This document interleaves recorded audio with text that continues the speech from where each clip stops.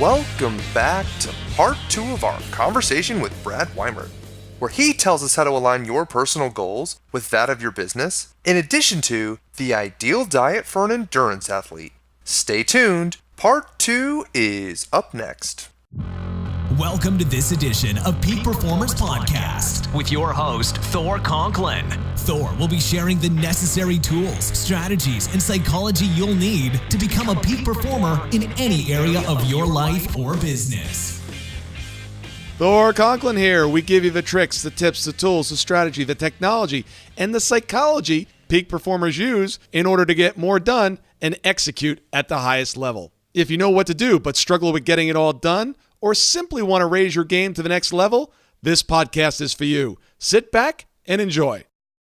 All right, so let's switch up for a second. You've got an amazing company, Easy Pay Direct. Tell us a little bit about it. Easy Pay Direct, fundamentally, we work with e-commerce companies that are doing somewhere between 1 and 50 million a year to help them increase their approval rates online for credit card transactions and then decrease liabilities and costs. Those are kind of the two major, or the three major components of how we operate. But at our core, we're a gateway provider and a credit card processing company for e-commerce companies. 60,000 clients. Did I get that right? A lot of people using the platform. So wait a second. Are we going to be humble here as well? Is that where we're going with this? We are going to be humble. And that's actually a good point of clarity. So there are 60,000 people using the platform. We also have a lot of other people that sell to the platform. So, we work with business owners specifically, and we don't have 60,000 business owners that we work with. Okay. So you sell to one and then they sell. Exactly. I love that platform. Yeah. Yeah. How'd you start the company?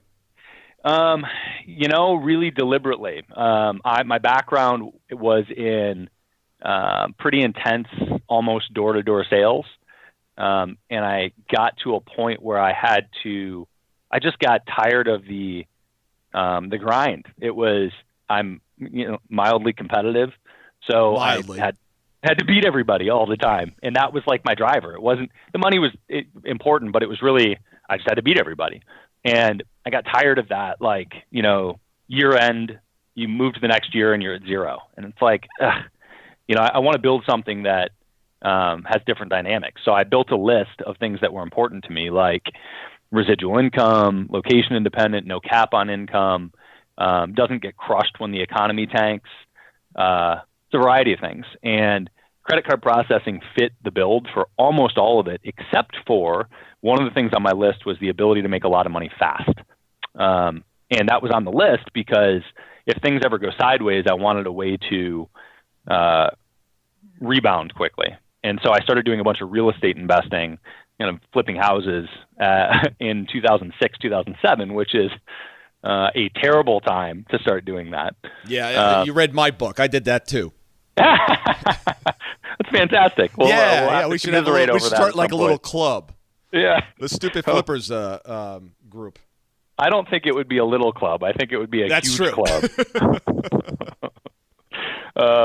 So I got into credit card processing at that point. That was 2006. And in about 2009, I organized Easy Pay Direct because through the initial years, I kept running into, really it was friends. It was people that I knew that were starting e-commerce companies.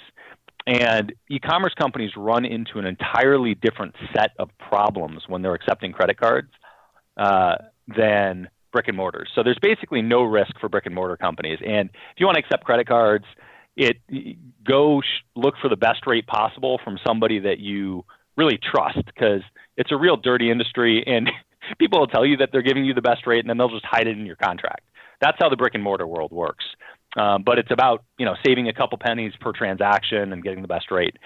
When you go online, there's a whole different set of challenges, because as soon as you're not swiping transactions, the likelihood of a dispute is higher and the likelihood of fraud is higher.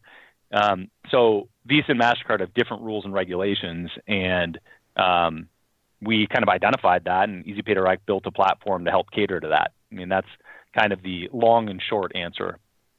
And now, notice you didn't mention American Express. All the above. Yeah, Okay. I say Visa and MasterCard because they are 92% of the market. But yeah, Amex and Discover are in that wheelhouse as well. Okay. They just charge, at least Amex just charges much higher fees.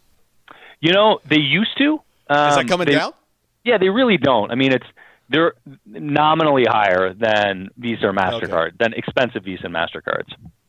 Yeah, it was when I had my manufacturing company, they were at least a point higher. And, when you're doing six figures a month in credit card transactions, it starts to add up. No question about it. And that notion that Amex is much more expensive has been stuck to them for many, many years. So yeah, we hear that stuff all the time, but no, it's really not the case anymore. How did Amex lose Costco after all those years? That's a good question. Yeah, that's a good question. I don't know, but a better question is how did they manage to lock them into a contract for that many years? I don't know. I mean, Costco might as well just buy or create a Visa. What's interesting about that is they may have tried. So Walmart tried to establish a bank years ago, and the U.S. government blocked it and just said, you are not allowed to do any more vertical integration. Got to keep him in check, I guess. Maybe Amazon will pull it off. Definitely looking at our next trillionaire. Yeah, exactly. That's crazy. That's an impressive character. Yes, he is. I remember talking about those drones are going to deliver packages. I'm like, that's ridiculous. Yeah. I was in a car the other day, Tesla, a buddy of mine, and, it drove us. It drove us to where we were going. He just put in the GPS. He didn't touch the brake, didn't touch the wheel. I'm like, this shit's getting crazy. It's awesome. Yeah. It's awesome, man. What's interesting about Amazon is it really, they have a ton of data. So one of the predominant problems with e-commerce companies in general in my world is, as I was mentioning, fraud and declines. So one of the big problems that most e-commerce companies aren't aware of is an unusual amount of the transactions that people attempt get declined. And you probably don't have your finger on that metric. You're probably not paying attention to it. This is most e-commerce companies. But you can probably reduce your declines by 10, 20, 30, 50%. And the reason it happens is, so if I have a Visa that was issued by Bank of America, and I buy from, e-commerce company ABC, let's say that you sell T-shirts online, and then later I dispute the charge. Every time I dispute the charge, Bank of America records that. It's called TC40 data, but they record it, and it counts against the business owner. So the more disputes you get over the lifespan of your business, the less likely they'll approve a transaction in the future. So in the future, some totally different person wants to buy from your site, but they have a Bank of America card. They might look at your site and say, oh, we've gotten a bunch of chargebacks in the past. We're just going to decline this ahead of time. And they just will block the transaction. Interesting. Which sounds crazy, but it's something that business owners aren't aware of at all. And I bring it up with Amazon because this won't happen overnight, but Amazon has all of the data from both the business owner side and the consumer's behavior, right? So they have my purchase history for the last 7 years, 10 years. And so they can make better decisions with that stuff. And we haven't seen that happen yet, but I think that over the course of the next 5 years, Amazon will be a much bigger player. And they will do things like they already have pay with Amazon, but I think they'll have straight Amazon payments. Like instead of using a credit card, you'll have Amazon Cash. And there are a couple other players that will do the same thing, but that's sort of the future of payments looming. Fascinating how things are constantly evolving. How long have you had the company? Since 2009. 2009. Amazing growth. Yeah, it's been a fun journey, but a huge part of my world is consistently trying to infuse other things into it, and there's the competitive nature again. Well, and the crazy nature. So But you got to, right? You got to. In today's environment, if you're not a little crazy and you're not innovating and you're not growing, expanding, and trying new things, you're going to get crushed. Yep. Well, I think that's true. And I think that also if you're not doing something that fuels you personally, you're going to get bored or lose focus or I see it all the time. Yeah. Not put the same energy in. Yeah. Yeah. I call it affair on your business. People have affairs. They get tired. A guy just wrote me the other day. 21 years in a business, great business. He goes, I'm getting tired. I'm just bored. I'm bored. Mm-hmm. And he goes, I'm thinking about creating a side business, doing something completely different. I'm like, well, if you do, know that since you don't have a professional management team into running the existing one, that it's going to suffer big time. Mm-hmm. And now you're going to be you got a new baby, and you're destroying the relationship that you just had. Trouble. Mm-hmm. Well, and those are misaligned, right? So that was a big question for me at the beginning of 2017. I said, hey, I was trying to make this decision because basically the two big initiatives in my life all the time are some adventure that I want to go on. But if I'm on the adventure too long, then I get antsy and I'm like, I really got to get back to building the business. And if I'm in the business too long, I think, I haven't been on an adventure in a while. And so I got confronted with this moment where I thought, all right, well, one option here is to sell the company. And that's a viable option. Maybe I should do that. Maybe it's time. Maybe I should just go on adventures all the time. And then I thought, I still feel like I have a lot to learn from this particular business venture.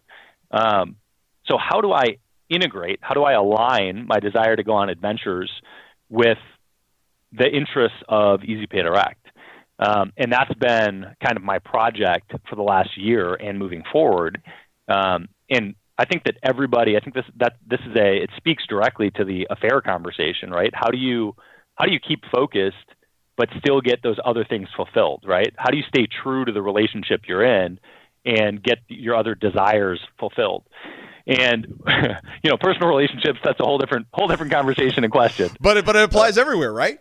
But it totally does. So because it really, that is the question, is how do you stay true to the primary thing without violating the rules, right?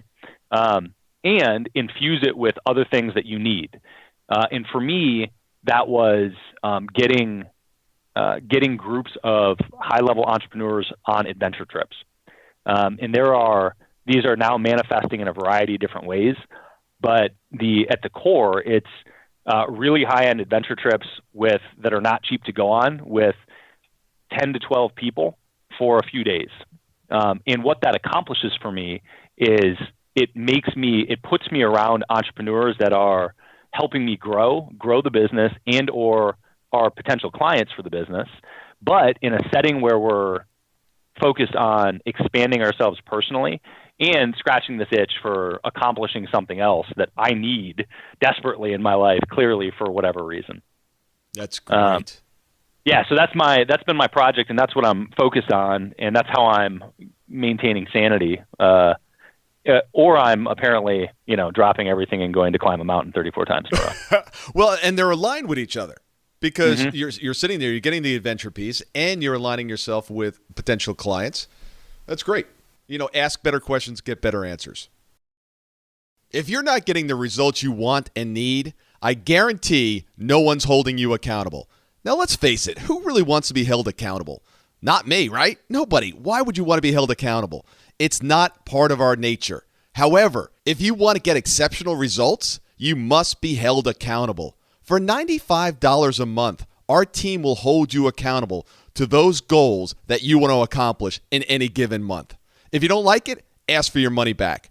But truly, if you're not getting the results, it's because no one's holding you accountable. The only question is, are you willing to step up? Keep an eye out for part 3 of our interview with Brad, where he tells us how doing one thing is how you do everything, as well as why asking how much by when could be the key to setting up and achieving goals. See you next time on Peak Performers Podcast.